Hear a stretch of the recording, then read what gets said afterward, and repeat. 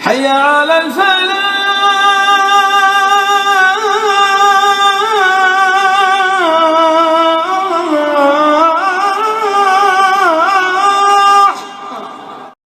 الحمد لله رب العالمين والصلاة والسلام على سيد الأنبياء والمرسلين وعلى آله وأصحابه أجمعين. أما بعد، أعوذ بالله من الشيطان الرجيم. بسم الله الرحمن الرحيم. يا أيها الذين آمنوا ادخلوا في السلم كافة ولا تتبعوا خطوات الشيطان إنه لكم عدو مبين. عن علي بن أبي طالب رضي الله تعالى عنه قال قال رسول الله صلى الله عليه وسلم يوشك أن يأتي على الناس زمان لا يبقى من الإسلام إلا اسمه ولا يبقى من القرآن إلا رسمه مساجدهم عامرة وهي خراب من الهدى أو كما قال عليه الصلاة والسلام. قابل احترام بزرگوں اور دوستوں، میں نے آپ بزرگوں کے سامنے نبی کریم صلی اللہ علیہ وسلم کی ایک حدیث پیش کی.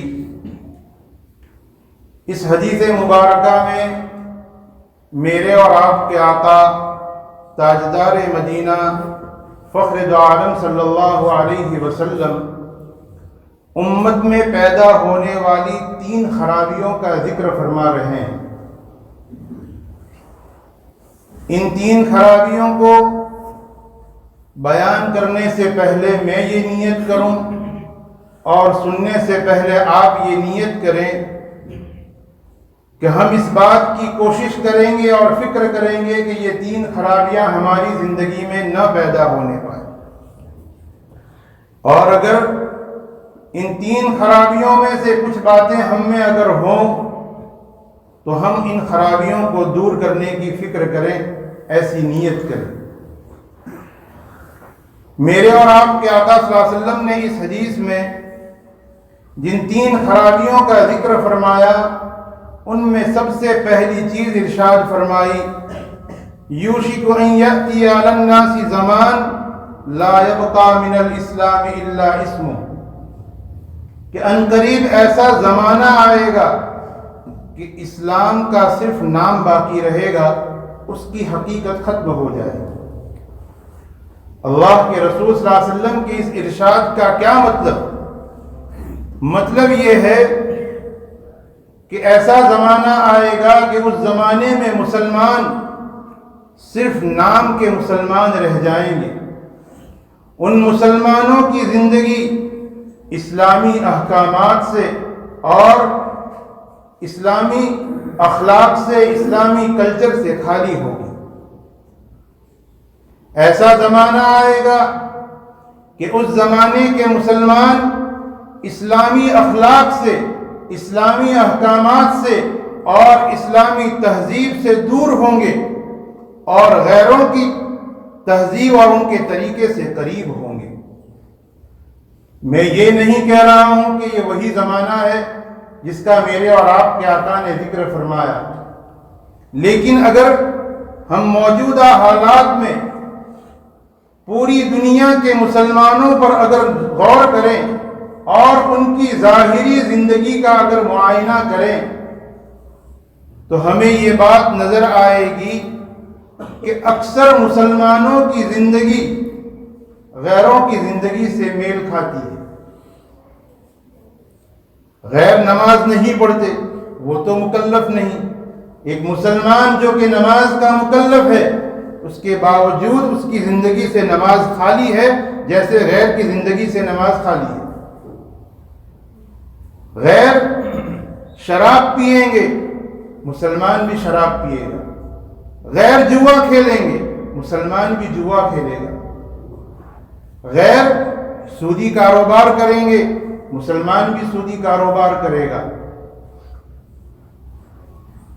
اس طریقے سے اگر ہم دیکھیں تو ہمیں موجودہ دور میں مسلمانوں کی اکثریت ایسی نظر آئے گی کہ جن مسلمانوں کی زندگیاں اسلامی اخلاق سے، اسلامی احکامات سے دور ہیں، اور ان کی زندگیاں غیر اسلامی طریقوں سے گزر رہی ہے، بلکہ وہ اس غیر اسلامی طریقے سے زندگی گزارنے پر فخر محسوس کرتے ہیں اور اپنے آپ کو ترقی پسند سمجھتے ہیں۔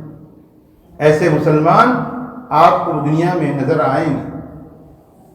حالانکہ اسی بات کو میرے اور آپ کے آقا صلی اللہ علیہ وسلم نے اس حدیث میں ارشاد فرمایا کہ ایسے مسلمان ہوں گے کہ جن کی زندگیاں اسلامی احکامات سے خالی ہوں گی۔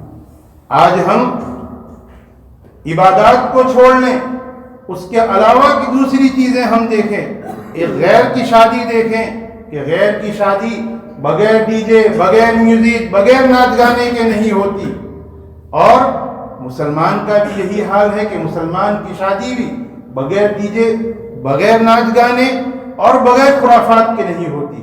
تو وہ غیر ہے، اس لیے وہ سب کچھ کرے تو وہ گنہگار، ہمارا نام مسلمان ہے اس لیے ہمیں سب چیز کی اجازت، یہ تو بات نہیں ہو سکتی۔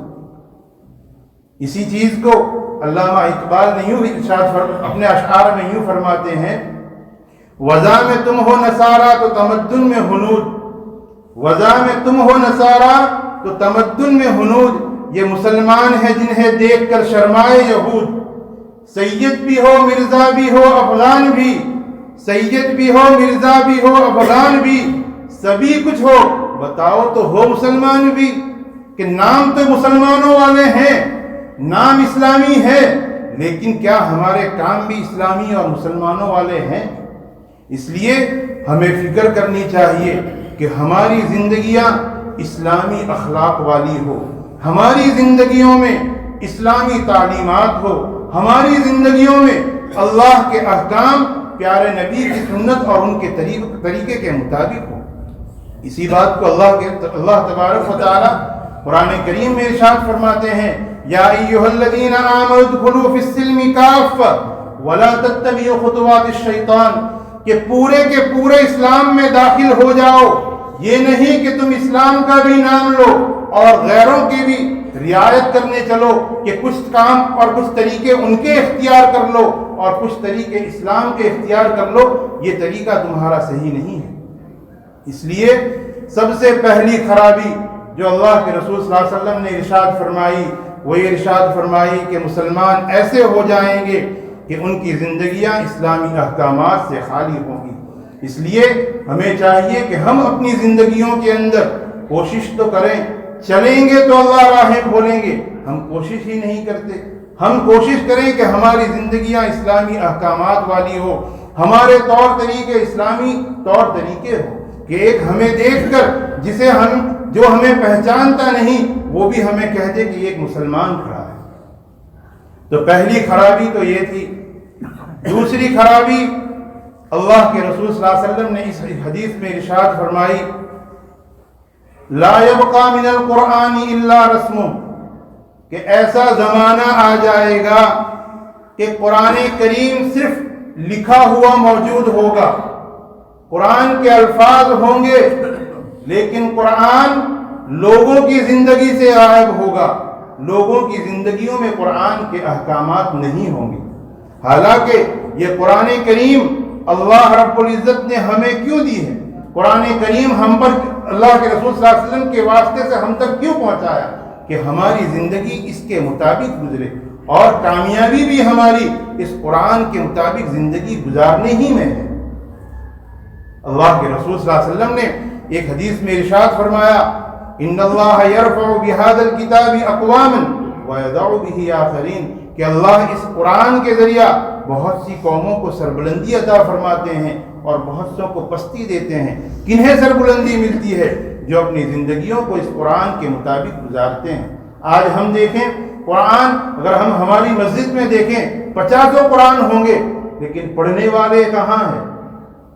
مسلمانوں میں اکثریت 60 سے 70% مسلمان تو ایسے ہیں کہ جنہیں صحیح قرآن پڑھنا نہیں آتا، جنہیں قرآن صحیح پڑھنا نہیں آتا اور جنہیں پڑھنا آتا بھی ہے وہ صرف رمضان میں پڑھ کر یوں سمجھتے ہیں کہ ہم نے قرآن کا حق ادا کر دیا، حالانکہ قرآن کا حق اتنے سے ادا نہیں ہوتا ہے۔ اس لیے اللہ کے رسول صلی اللہ علیہ وسلم نے یہ دوسری بات ارشاد فرمائی کہ ایسا زمانہ آئے گا کہ قرآن کے صرف الفاظ رہیں گے اور قرآن کی حقیقت اور لوگوں کی زندگیوں سے قرآن ختم ہو جائے گا۔ ہمیں کسی اور کی طرف، کسی غیر کی طرف ہمیں دیکھنے کی کیا ضرورت؟ اللہ تبارک و تعالیٰ نے ہمیں زندگی گزارنے کا طریقہ قرآن کی شکل میں دیا اور اللہ کے رسول صلی اللہ علیہ وسلم نے عملی طور پر اس قرآن پر ہمیں عمل کر کے دکھایا۔ حضرت عائشہ صدیقہ رضی اللہ تعالیٰ عنہ سے جب پوچھا گیا آپ علیہ السلام کے اخلاق اور آپ کی حیات طیبہ کے متعلق آپ نے کیا جواب ارشاد فرمایا؟ حضرت عائشہ نے فرمایا کہ قرآن پڑھ لو، جو قرآن ہے وہی آپ کی زندگی ہے اور وہی آپ کی حیات طیبہ ہے۔ اس لیے ہمیں یہ کوشش کرنی چاہیے کہ قرآن کو پڑھیں، اس پر عمل کریں۔ آج ہم نے قرآن کو کیا سمجھا؟ ہم نے قرآن کو صرف کسی کے انتقال پر ایصال ثواب کی کتاب سمجھا یا کسی کے مکان اور دکان کے افتتاح پر برکت کی کتاب سمجھی۔ ہم نے اس کتاب کو عمل کی کتاب سمجھی ہی نہیں۔ ہمارے دلوں میں کبھی یہ خیال بھی نہیں آیا کہ یہ قرآن ہماری زندگی گزارنے کا طریقہ ہے، اس کے اندر اللہ نے ہماری زندگی گزارنے کا طریقہ رکھا ہے، یہ ہمارے ذہنوں میں کبھی خیال بھی نہیں آتا۔ ہم تو یہ سمجھتے ہیں کہ بس کسی کا انتقال ہوا اسے پڑھ کر ایصال ثواب کر دیا جاوے، کہیں برکت کی ضرورت پڑی اسے پڑھ کر برکت حاصل کر لی جائے۔ قرآن کا صرف یہ حق نہیں ہے، قرآن کا سب سے بڑا حق یہ ہے کہ قرآن کے اوپر عمل کیا جاوے، اسے پڑھا جاوے، اسے سکھا جاوے۔ تیسری چیز اللہ کے رسول صلی اللہ علیہ وسلم نے جو ارشاد فرمائی وہ ارشاد فرمائی مساجدہم عامرۃ وہی خراب من الہدی، کہ ایسا زمانہ آئے گا کہ مسجدیں تو بڑی عالیشان ہوگی، مسجدیں بڑی عالیشان ہوگی۔ ہم اگر اللہ کے رسول صلی اللہ علیہ وسلم کی زمانے کی مسجد کا حال ہم پڑھیں کہ کھجور کے پتوں سے اس کی چھت ہوا کرتی تھی، کھجور کے تنے کے اس کے پلر ہوا کرتے تھے، بارش اگر ہوتی تو پانی نیچے ٹپکتا، اس حال میں مسجدیں تھی۔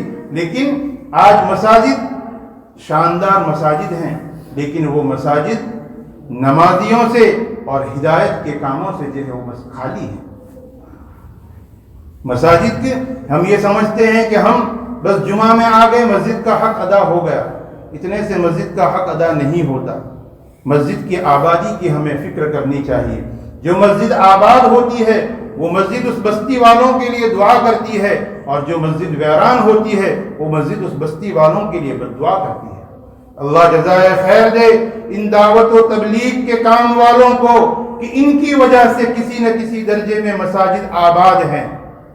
یہ جہاں جاتے ہیں مسجد میں قیام کرتے ہیں، اور جب مسجد میں قیام کرتے ہیں آپ رات میں آ کر دیکھیں کوئی تہجد میں دعاؤں میں مشغول ہے، کوئی قرآن کی تلاوت میں مشغول ہے۔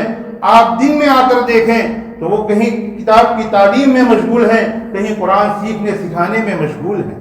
تو کسی درجے میں ان لوگوں نے مساجد کو آباد کر کے رکھا ہے، بلکہ دعوت و تبلیغ کے اصول میں سے ہے کہ کام کرنے والا اپنے 24 گھنٹوں میں سے 2.5 گھنٹے مسجد کی آبادی کے لیے فارغ کرے۔ یہ تو ان کے اصولوں میں سے ہے۔ تو اللہ جزائے خیر دے ان کام کرنے والوں کو کہ ان کی وجہ سے مساجد کچھ آباد ہے۔ ہمیں بھی ان مساجد کی آبادی کی فکر کرنی چاہیے اور کوشش کرنی چاہیے کہ اللہ کے رسول صلی اللہ علیہ وسلم نے یہ جو 3 باتیں ارشاد فرمائی ہے، ان 3 باتوں میں سے کوئی بات ہمارے اندر پیدا نہ ہو۔ اگر اللہ نہ کرے کچھ باتیں ہم میں پیدا ہوئی ہوں تو ہم ان باتوں کو دور کرنے کی، ان برائیوں کو اپنے اندر سے ختم کرنے کی فکر فرمائے۔ اللہ تبارک و تعالیٰ کہیں سنی باتوں پر سب سے پہلے مجھے پھر آپ تمام حضرات کو عمل کی توفیق عطا فرمائے۔ وآخر دعوانا الحمدللہ رب العالمین۔